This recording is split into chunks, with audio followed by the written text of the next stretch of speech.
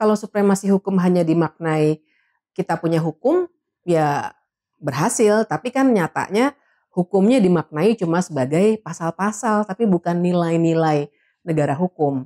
Karena esensi demokrasi soal partisipasi itu dianggap menghambat para kekuasaan tadi, para elit yang ingin terus berkuasa. Jadi pinter-pinternya pemohon untuk masuknya dari peraturan KPU. Bahkan gak usah ke mahkamah kakak, cukup ke mahkamah adik gitu. Kita gak ada yang tahu waktu itu, tiba-tiba keluar kaget semua.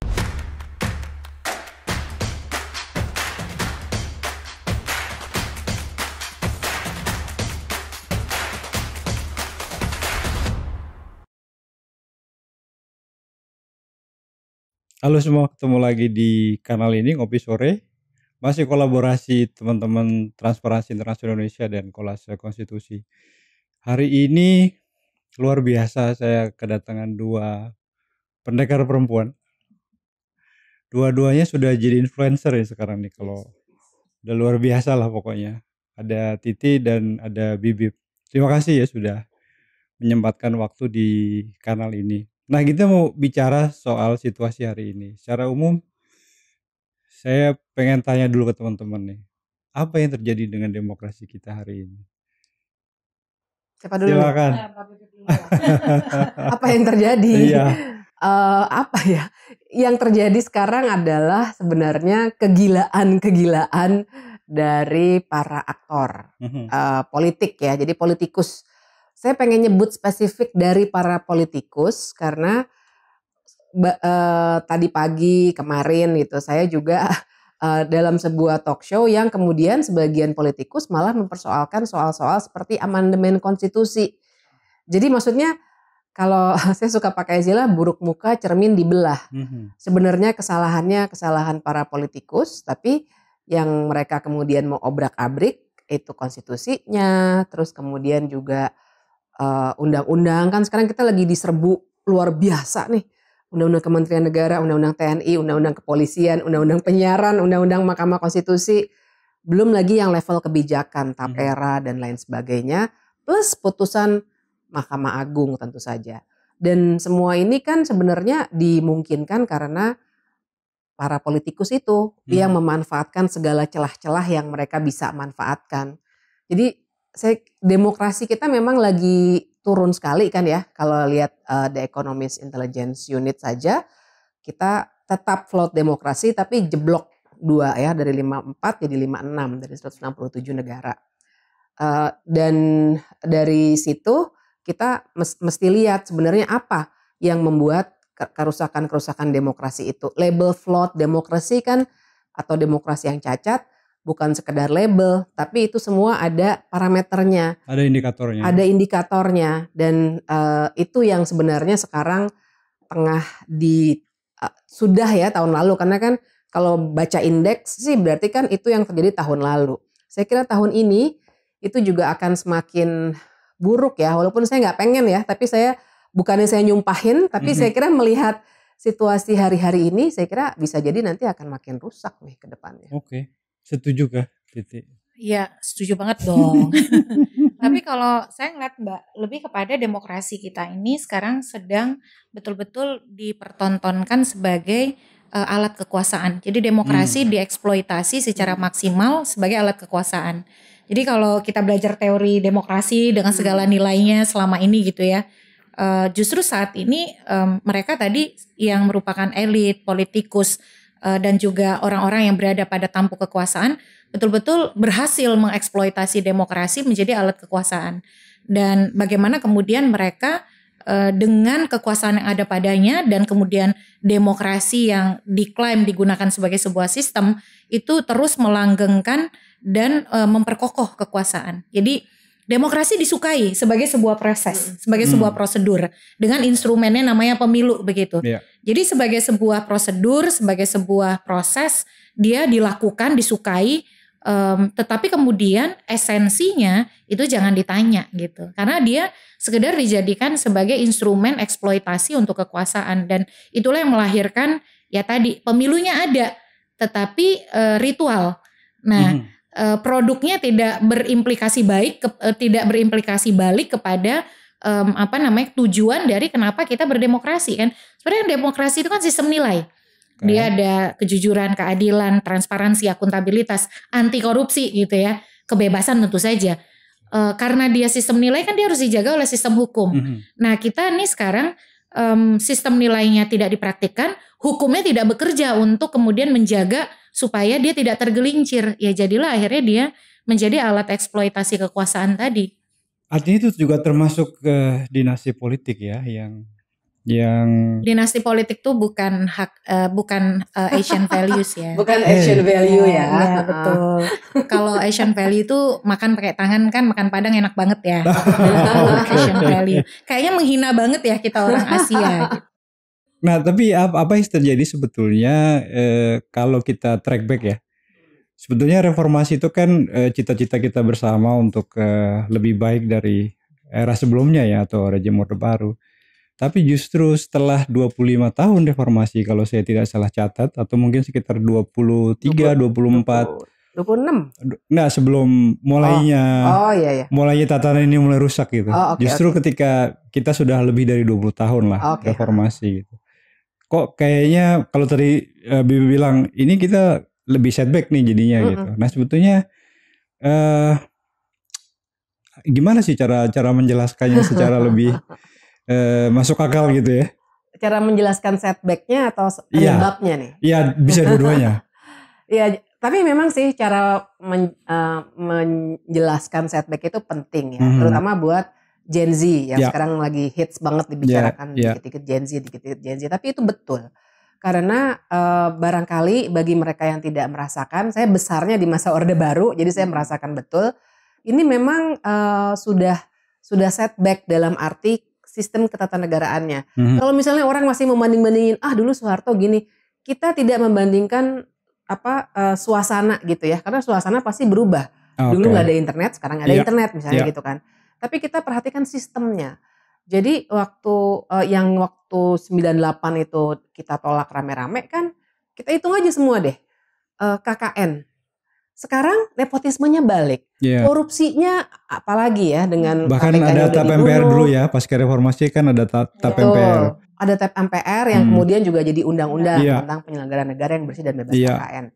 Itu sebenarnya definisi nepotisme ada tuh, cuma memang kurang operasional ya, jadi belum bisa kepake sampai sekarang. Padahal menurut saya Pak Jokowi sudah bisa kena undang-undang itu dan ada pidananya. Kemudian waktu itu juga bicara dui fungsi ABRI. Ya. Nah, ABRI kembali ke barak. ABRI kembali ke barak gitu. Memang sih ABRI-nya pecah. Maksudnya berhasil untuk dipisahkan, memang begitu seharusnya polisi dengan tentara. Tapi kan sekarang lihat RUU yang lagi diusahakan. RUU TNI mau menambah jumlah jabatan sipil yang bisa diduduki oleh tentara misalnya begitu. Kemudian waktu itu juga ada adili Soeharto dan kroni-kroninya. Gak pernah diadili Soeharto sampai meninggal dunia. Bukannya prosesnya jalan ya? Enggak. SP3.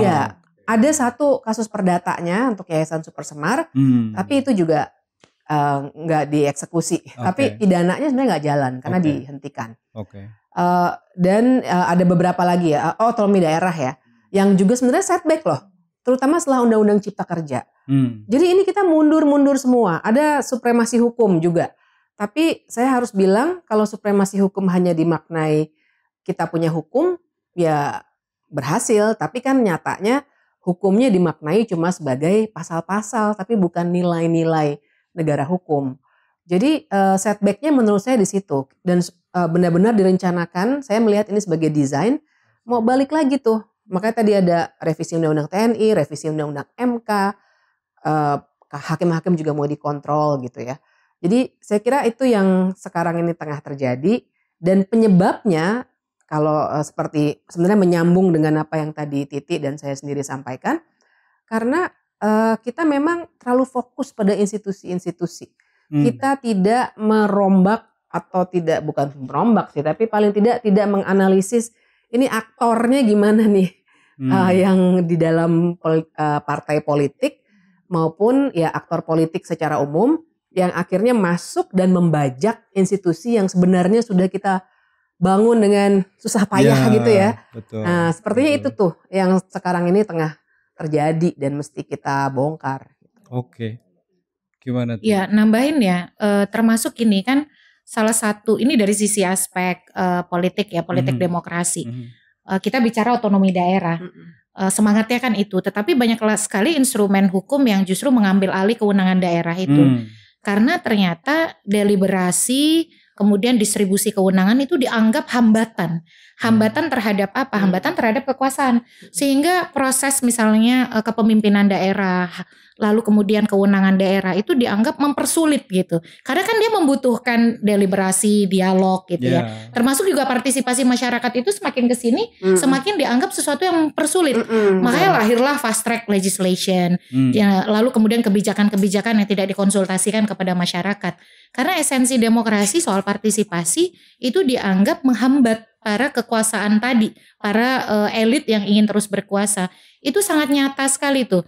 Otonomi daerah kita makin kesini, kewenangan-kewenangan daerah makin dilucuti secara sektoral. Baik undang-undang Ciptaker ataupun undang-undang lain. Yang kedua dari sisi politik, itu politik kita makin tersentralisasi loh. Contoh di pilkada nih, karena kita mau masuk ke pilkada ya. Iya, betul. Kita pilkada 37 gubernur, 508 bupati wali kota. Tapi tahu nggak, untuk menjadi wali kota di suatu kota atau bupati di suatu kabupaten, itu harus dapat rekom partai dari 3 layer. Dapat rekom dari tingkat pengurus kabupaten kotanya, Kalau wajib. dia calon bupati. Kalau calon bupati wali kota. Yang kedua, rekom juga dari provinsi. Yang Terakhir ketiga, DPP. ini yang paling ini nih, wajib rekomendasi dari DPP. Kalau tidak kalau rekom dari DPP tidak dijalankan oleh yang di kabupaten kota, DPP itu bisa mengambil alih. Punya kayak veto gitu ya. Veto. Jadi persis gitu ya. Kalau DPP ada maunya, bahkan dia bisa langsung mendaftarkan calon di pilkada bupati, wali kota, dan gubernur. Jadi kan ini ciri-ciri sentralisasi yang dulu sebenarnya kita perjuangkan untuk desentralisasi. Itu satu indikator tuh. Yang kedua adalah salah satu yang kita harapkan pada waktu 98 kan multi partai ya. Tapi kan semakin kesini proses kandidasi kita tuh makin eksklusif, makin calon dibatasi, dipersulit. Di Pilpres ada ambang batas pencalonan presiden.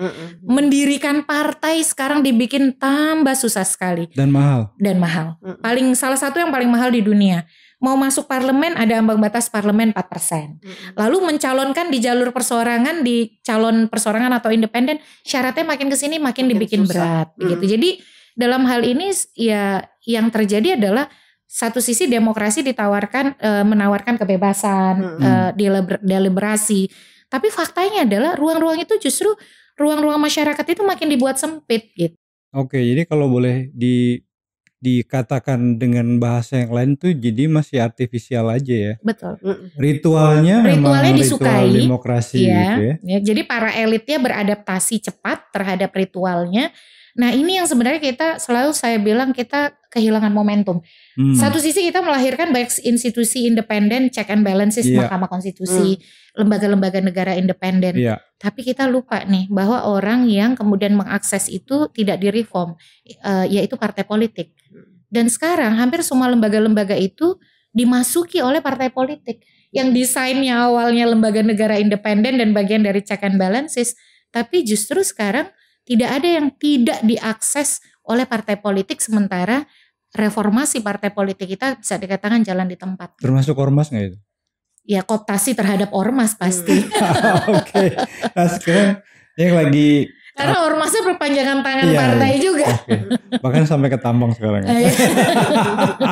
Oke, nah sekarang kita hari-hari ini kan lagi di lini masa sosial media, digital platform tuh lagi ramai dengan keputusan MA ya. Atau orang banyak memplesetkan jadi Mahkamah Adik nih. Sebenarnya apa sih yang terjadi dengan atau salahnya di mana? Sebagai orang awam saya bertanya nih. Salahnya salah hakim. Nah, tapi secara konstruksi hukum memang itu apakah memang keputusan KPU itu melanggar undang-undang pilkada sehingga perlu direview dan dibatalkan oleh Mahkamah Agung atau gimana? Ini pertanyaannya pas karena jawabannya adalah tidak melanggar sebenarnya peraturan KPU tahun 2020 itu. Jadi saya nggak tahu ya sejauh mana para pemirsa sudah paham konteksnya, tapi kan peraturan KPU 9 2020 itu bilang umur 30 tahun itu, jadi memang undang-undang pilkadanya bilang untuk gubernur dan calon wakil gubernur 30 tahun. Okay. Untuk wali kota, bupati wali kota 25 tahun. Ya. Titik.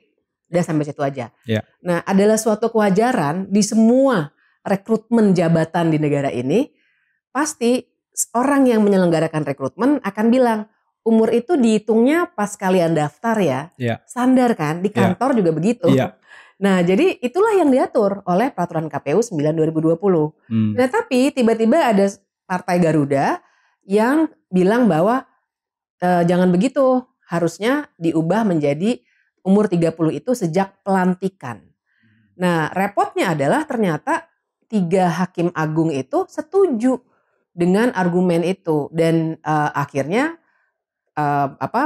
putusan Mahkamah Agung itu bilang KPU harus mengubah peraturannya supaya umur 30 tahun itu dihitung sejak dilantik. Nah, ini sebenarnya tidak masuk akal. Karena 2 hal deh, paling tidak nih, sebenarnya banyak sekali tapi kita bisa fokus ke 2 hal. Pertama, Mahkamah Agung dalam pertimbangan hukumnya itu mereka bilang bahwa seharusnya peraturan KPU itu KPU harus melihatnya tuh forward looking gitu, harus melihat jabatannya bahwa umur itu harusnya dihitung sejak pelantikan karena UUD 45 melihat jabatan dalam keseluruhan. Nah, dari situ aja kita bisa nilai ngapain Mahkamah Agung membicarakan UUD 1945. Ini yang dibicarakan, yang harusnya dinilai adalah apakah peraturan KPU-nya sesuai dengan Undang-Undang Pilkada atau tidak. Nah, tapi yang sesuai kedua, dengan kewenangannya Mahkamah Agung. Sesuai kewenangannya, berhenti di situ aja gitu. Dan yang kedua tuh ya yang tadi saya kira ini logika mendasar sekali ya. Memang KPU yang harus mereka urusi adalah urusan pendaftarannya dan juga pemilunya. Pelantikan bahkan itu urusan presiden, bukan KPU lagi. Jadi sudah selayaknya lah, dan sama untuk untuk pilpres, untuk pileg, untuk rekrutmen apapun, KPK kah, Bank Indonesia kah, yang namanya umur pasti dihitung pada saat pendaftaran. Nah, tiba-tiba dibilangnya pas pelantikan. Jadi akhirnya begitulah yang diputus oleh Mahkamah Agung yang kita semua bisa kritik. Dan ya kita lihat saja nanti apakah akan dijalankan atau tidak oleh KPU. Oleh KPU. Menurut saya sih tidak usah dijalankan itu ya, karena memang ngaco putusan itu. Tapi memang repotnya adalah makanya saya bilang saya nggak punya diksi yang lebih sopan selain culas. Culas menurut saya, karena kalau dibilang ini putusan MA benar nggak ya dari aspek kewenangan, bahwa MA bisa mereview peraturan KPU, benar. Bahwa bagian itu memang bisa diperiksa, benar. Nah, tapi kan culasnya begitu. Jadi pinter-pinternya pemohon untuk masuknya dari peraturan KPU. Bahkan nggak usah ke Mahkamah Kakak, cukup ke Mahkamah Adik gitu. Kita nggak ada yang tahu waktu itu, tiba-tiba keluar kaget semua gitu. Jadi ya itulah, lagi-lagi kita melihat sebuah keculasan karena bermain di prosedur hukum. Sehingga seakan-akan legal dan baik-baik saja. Bahkan ada yang mendukung, katanya itu progresif. Tapi sebenarnya itu ngaco, dilihat secara esensi ya. Nilai-nilai demokrasi. Gitu. Oke, gimana Ti? Nah, ini putusan MA ini kan memang problematik ya. Karena kenapa? Kalau saya mungkin mau bicara dari sisi putusannya aja tuh ada 2 versi. Walaupun yang disebut adalah versi yang diunggah terakhir dengan logo Mahkamah Agung. Jadi saya baca tuh 2 putusan itu, yang satu majelisnya tuh ada beda. Yang satu melibatkan, majelisnya tuh ada 1 orang yang berganti antara putusan yang pertama kali beredar dengan putusan yang terakhir. Yang kedua, di putusan yang terakhir tuh ada dissenting opinionnya. Nah, di putusan yang pertama tuh tidak ada. Pertanyaannya, putusan yang pertama yang beredar dengan majelis yang berbeda dan tidak ada dissenting opinion tuh siapa yang mendapatkan, siapa yang mengakses gitu ya. Kenapa bisa ada 2? Bagi saya sih itu juga sesuatu yang mengindikasikan jangan sampai kemudian kepentingan politik praktis difasilitasi oleh pengadilan gitu. Lalu kemudian ramai akhirnya berusaha untuk mengantisipasi gitu ya, atau melakukan pembenaran. Itu yang pertama. Yang kedua, Mahkamah Agung tuh unik karena dia mengatakan bahwa peraturan KPU di pasal 4 ayat 1 huruf D itu yang mengukur bahwa usia itu, jadi dia hitungnya Mbak, itu pada saat penetapan sebagai pasangan calon. Jadi kan di dalam proses pencalonan itu ada fase-fasenya ya. Dia bilang begini, itu menimbulkan ketidakpastian hukum dan ketidakadilan. Karena kenapa? Ternyata setelah ditelusuri ke belakang, KPU tuh pernah membuat kebijakan usia itu dihitung 30 atau 25-nya, 30 kan untuk tingkat provinsi ya, 25 kabupaten kota, itu saat pendaftaran. Nah kata dia ada inkonsistensi, padahal peraturan KPU 13 2010 itu undang-undangnya yang lama, Undang-Undang 32 2004 yang sudah diubah dengan Undang-Undang 12 2008.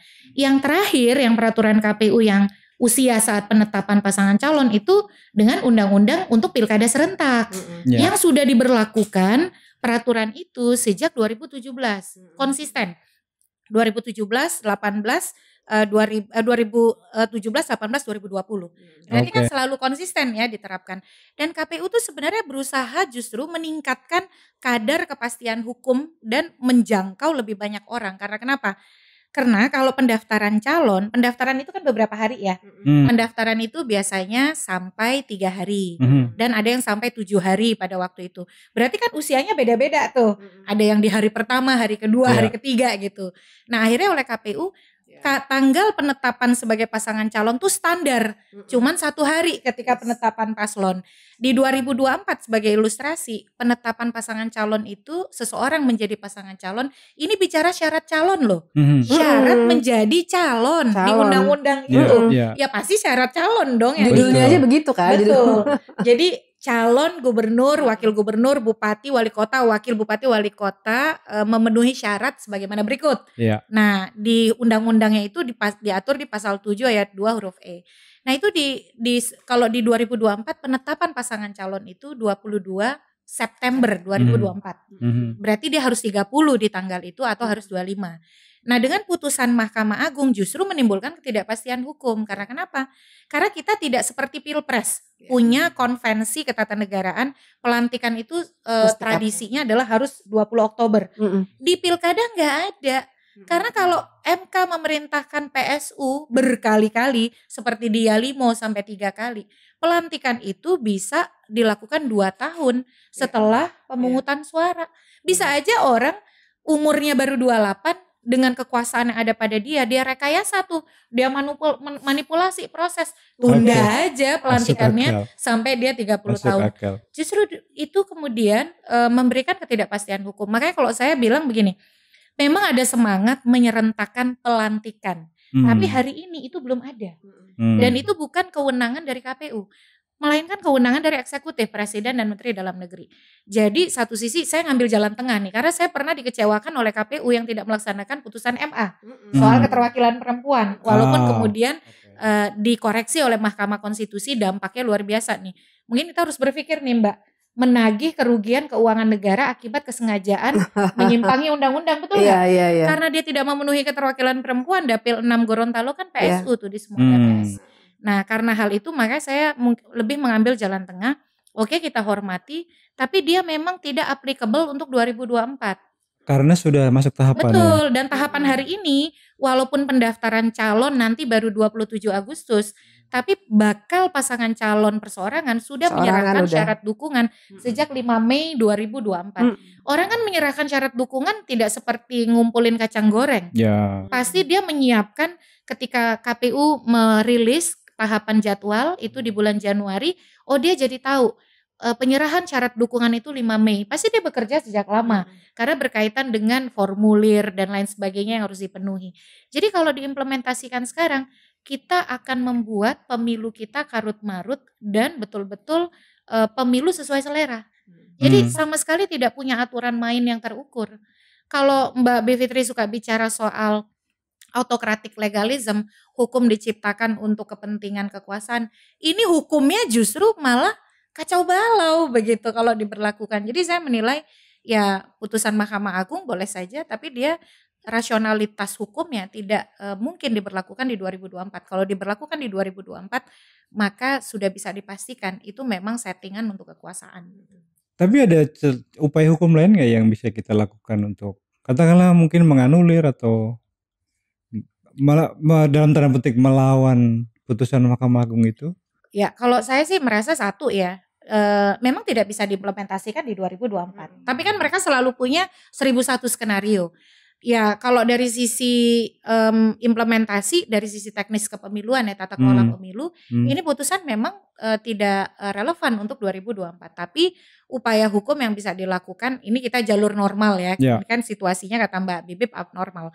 Jalur normal itu kalau pembentuk undang-undang kemudian menegaskan apa yang dimaknai sebagai calon, ya dia akan kemudian menganulir karena kan ini menguji peraturan KPU terhadap undang-undang. Atau yang kedua, tapi ini saya kurang suka sebenarnya karena kita akhirnya melakukan yudisialisasi politik untuk kemudian menjawab sesuatu yang sebenarnya nggak harus begitu.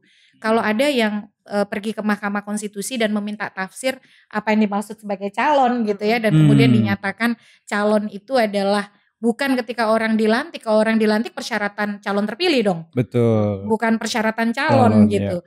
Ya, tetapi harusnya itu nggak harus dilakukan. Masa sih kita sedikit-sedikit untuk hal yang sebenarnya ranah eksekutorial itu harus ke Mahkamah Konstitusi, dan itu akhirnya yang membuka celah politisasi pengadilan karena orang meminta legitimasi terus ke sana. Oke. Tapi memang nggak ada banding, nggak ada kasasi. Jadi memang udah selesai sebenarnya. Yang kita alternatif tadi itu sebenarnya seperti jalan keluar yang terpaksa mungkin harus diambil gitu. Bersiasat ya. Iya betul siasat aja gitu. Tapi saya setuju dengan Titi supaya ini diabaikan aja oleh KPU ya. Dan kalau misalnya KPU maksa menjalankan ini, kita boleh pertanyakan kenapa Anda waktu putusan Mahkamah Agung juga, judicial review juga, peraturan KPU tentang keterwakilan perempuan, Anda tidak jalankan, sekarang yang ini mau Anda jalankan. Cherry pickingnya itu kelihatan sekali. Jadi kalau formalnya mungkin agak bersiasat sedikit, tapi informalnya kita mesti suarakan nih. Anda jangan jalankan ini, kalau enggak berarti Anda betul-betul tidak punya sense pelayanan publiknya dan untuk melayani pemilu yang termasuk pilkada ya, yang luber jurdil itu tidak ada gitu. Nah, ngomong-ngomong menyuarakan, nanti kan kita perlu menggalang dukungan ya. Nah, saya lagi bertanya nih bagaimana cara menjelaskan kepada khalayak luas ya. Apalagi tadi Bibi bilang dominasi sekarang kan di Gen Z ya. Sebetulnya kan kita mengalami kerugian ya yang luar biasa ya dengan tadi setback, situasi politik dengan penuh keculasan. Nah, tapi ini kan nggak material nih. Kerugiannya. Nah, gimana menurut teman-teman tuh apa yang sebaiknya dilakukan? Mungkin yang material adalah cara-cara teman-teman anti korupsi untuk menunjukkan bahwa kerusakan-kerusakan, walaupun kita bisa perdebatkan ya istilahnya kan populisme hukum gitu. Oh ini soal tambang timah nih 300 triliun ternyata kerugian kita semua. Orang marah gitu. Nah sebenarnya di level, karena kita bicara pilkada, di level daerah itu misalnya bahwa sebagian Sumatera bagian selatan mati lampu selama berapa jam? 2 hari ya. Itu kan salah satu yang sebenarnya tanggung jawab pemerintah. Kita bisa perdebatkan ini PLN ya, tapi ini adalah orang-orang yang hasil coblosan kita loh gitu. Atau ada yang influencer yang berenang di jalanan yang bolong tuh. Jalanan bolong, atau ibu-ibu yang meninggal di tengah jalan karena mau melahirkan tapi jalanannya rusak. Nah public itu semua service ya artinya ya. Public service. Itu semua sebenarnya kan tanggung jawab pemerintah. Ada pemerintah daerah, ada pemerintah pusat. Tapi intinya ini adalah orang-orang yang kita pilih dan kalau kita ternyata dapatnya orang-orang yang memaksakan diri untuk dipilih padahal dia tidak punya kapasitas hanya karena hubungan kekerabatan, kita akan selalu dapat pemimpin-pemimpin yang mediocre seperti itu. Mediocre ya, karena maksudnya mereka nggak tahu bahkan jalanan harus diperbaiki aja atau lampu jalanan, sesederhana lampu jalanan. Kalau malam perempuan jalan sendirian terus ada kekerasan seksual, itu sebenarnya kita bisa gugat pemerintah daerah yang gagal memberikan penerangan. Kalau nggak salah di Bandung kan juga ribut ya soal itu. Nah jadi barangkali yang kita harus konkretkan di situnya bahwa orang yang akan kita pilih itu akan punya dampak pada kehidupan kita sehari-hari. Yang lagi rame juga misalnya saya baru baca tadi di media sosial. Tangerang Selatan itu tempatnya Titi nih. Tangerang Selatan misalnya. itu kan juga dinasti politik ya. Saya kira ini udah rahasia umum deh, nggak usah dibicarakan lagi juga, semua udah tahu. Tapi ini nggak cuma Tangerang Selatan loh. Kayaknya semua yang selatan ya Mbak. Sumatera Selatan, Tangerang Selatan, Sulawesi Selatan. Kemarin saya minggu lalu saya dari Kediri, persis kayak gitu juga, dinasti politik. Nah tapi yang saya baca artikelnya itu, mereka sibuk membangun dinasti politik, tapi penanganan sampah di Tangerang Selatan, polusi udara yang juga tinggi sekali loh kadang-kadang. Karena orang tua saya di Tangerang Selatan juga ya, jadi saya sering sedih gitu ya ngelihat polusi udara yang terlalu tinggi. Kan akibatnya itu, ketika dinasti politik sibuk dibangun, kecenderungannya biasanya juga ada tindak pidana korupsi. Nah dampaknya adalah pelayanan publiknya itu nggak ada. Sesederhana mengelola sampah dan polusi udara. Nah itu contoh konkretnya. Saya yakin nanti bisa dikuantifikasi lagi sama teman-teman anti korupsi. Gitu. Ya, saya setuju ya sama Mbak Bibip bahwa kita itu memang dengan pengalaman nih, karena saya punya anak juga Gen Z. Jadi pendekatan kita tuh memang harus ilustratif. Jadi dia tuh menjadi lebih konkret ketika menggambarkan sesuatu. Nah selama ini kecenderungan kita adalah mobilisasi. Pergi ke TPS karena itu tanggung jawab sebagai warga negara. Nah disitulah ada keterputusan pesan begitu ya.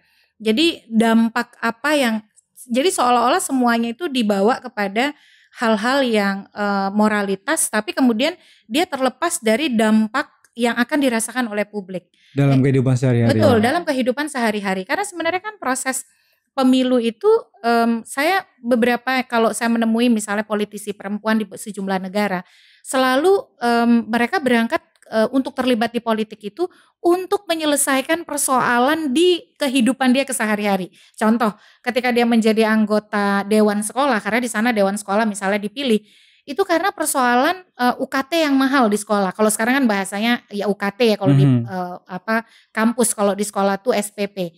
Jadi politik itu ya soal keseharian. Nah, hubungan yang ilustratif, yang konkret itu yang pesannya sering terputus ketika kita bicara apapun itu yang berkaitan dengan partisipasi masyarakat untuk lebih peduli pada pemilu dan demokrasi kita. Saya juga jadi tantangan ya buat kita semua ya. Termasuk juga pendekatan seperti ini nih, media-media yang lebih aksesibel kepada mereka. Nah itu yang lebih dibutuhkan, bahwa keterlibatan mereka berdampak pada kehidupan yang paling dekat dan paling rutin sehari-hari.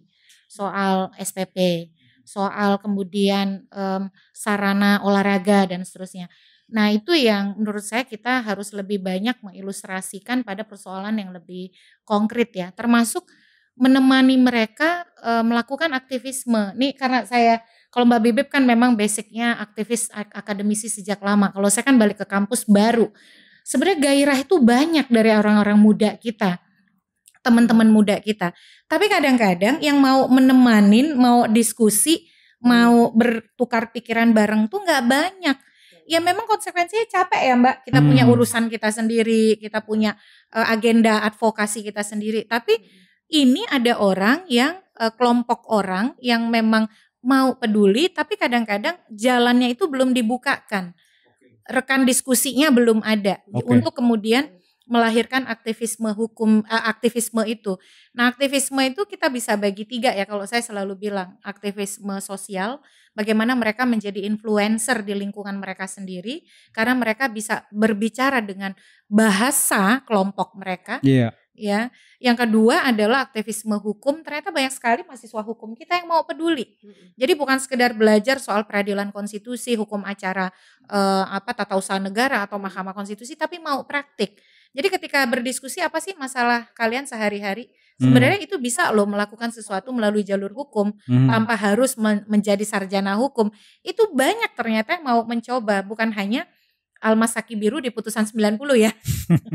Nah yang ketiga itu aktivisme digital ya. Jadi bagaimana mereka bisa terlibat melalui ruang-ruang digital. Nah itu yang sebenarnya saya sekarang juga lagi belajar. Karena ternyata kita nggak bisa pakai cara-cara kita dulu ya. Tapi kalian berdua kan memang sudah jadi influencer tuh. Oh, Mbak Bibip. Kalau saya belum punya pola nih, ternyata ada polanya. Tapi saya juga sesempatnya aja bikin kayak gitu. Enggak, IG-nya Titi ini saya tahu jadi rujukan orang yang pengen tahu soal pilkada at least gitu ya. Itu yang gitu. Saya coba lakukan. Bibip juga. Gitu.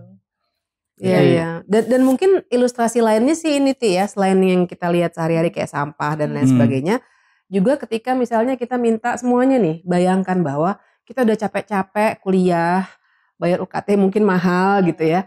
Nah terus tiba-tiba ada orang yang bisa nyelak, mengambil jabatan yang kita incer, cuma karena dia anaknya bos. Atau dia ponakannya si siapa gitu, pejabat tinggi. Kan sakit hati ya. Nah bayangkan bahwa nepotisme tuh sebenarnya dalam bentuk yang real tuh kayak gitu. sekejam itu. Sekejam itu kita bisa kena juga. Dan memang sih ini masalah gubernur gitu ya. Satu lagi wakil presiden gitu ya. Oke, tapi bayangkan bahwa kalau nepotisme dianggap sebagai sesuatu yang normal, lazim, nggak usah dikritik, lama-lama itu sampai bawah loh.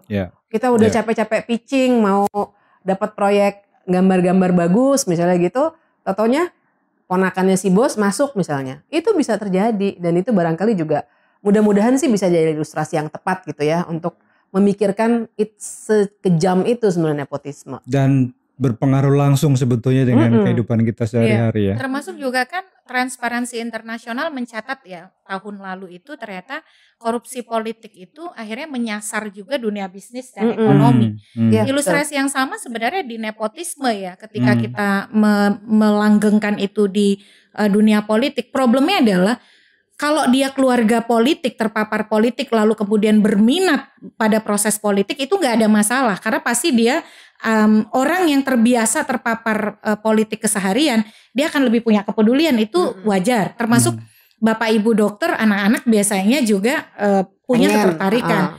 Yang lawyer juga gitu. Yang jadi problem adalah dinasti politik kita itu mengabaikan proses dan merit system, kaderisasi dan juga hal-hal yang sifatnya berproses gitu. Akhirnya dia instan karena dia biasa mendapatkan segala sesuatu dengan bantuan kerabat. Akhirnya ketika itu dinormalisasi, dia akan merambah tuh ke industri, ke bidang bisnis, ekonomi yang lain. Karena kalau mau eksis ya harus begitu, ordal-ordal itu ya kalau bahasa Pilpres kemarin ya. Nah jadi ini yang saya kira menjadi problem besar kita ya. Sayangnya orang yang berpendidikan justru ada beberapa oknum tentu menormalisasi itu. Padahal efek ikutannya itu luar biasa daya rusaknya. Iya. Dibilang Asian value lagi ya. Mungkin dia punya nationnya sendiri kan. Kalau saya sih merasa ya sebagai orang yang ya lahirnya di daerah ya, bersekolah melalui proses yang yang memang begitu, ya nggak kebayang kalau kemudian kita menormalisasi nepotisme, pasti saya nggak akan bisa bersekolah yang ada punya persyaratan, menyaratkan persyaratan tertentu, mendapatkan pekerjaan, berkuliah. Ya akhirnya kita nggak punya competitiveness. Bayangin loh, era global saat ini yang seharusnya kita berkompetisi ya, competitiveness-nya ada, walaupun kita juga harus punya ruang afirmasi bagi kelompok rentan. Tapi itu mudah sekali dibalikan oleh mereka-mereka yang punya hubungan dinasti gitu. Oke. Pertanyaan terakhir. Lalu apa yang harus kita lakukan sebagai bagian dari masyarakat sipil? Nah, ini kan juga bagian refleksi kita toh? Iya dong. Jadi gimana menurut teman-teman? Wah ini pertanyaannya berat banget. Terakhir nih berat banget. Soalnya ya yang pasti adalah ya kita harus melawan ini. Melawannya tuh bukan melawan gerasa gerusu tonjok-tonjokan ya. Melawan cara pandang ini. Paling tidak kita harus kasih ya semacam ini, acara ini untuk bilang bahwa ini salah loh guys. Jangan dibener-benerin dengan argumen apapun, hak asasi manusia atau apapun. Dan juga yang harus harus kita tekankan bahwa kalau ini semua barangkali bikin kita frustasi ya sama politik gitu. Orang makin lama makin ya udahlah kalau gitu gue nggak usah milih deh, nggak peduli deh sama politik. Tapi sebenarnya ingat bahwa kalau kita menjauh dari politik, ini orang-orang jahat ini dia merajalela. Dia makin seenak-enaknya aja untuk apapun yang mereka ingin lakukan gitu. Jadi kita jangan ikut membenarkan ini dengan diam saja. Menurut saya kalau kita diam saja, ya ini akan jadi normal yang baru. Dan itulah yang akan merusak ke depannya tadi yang dari tadi kita omongin.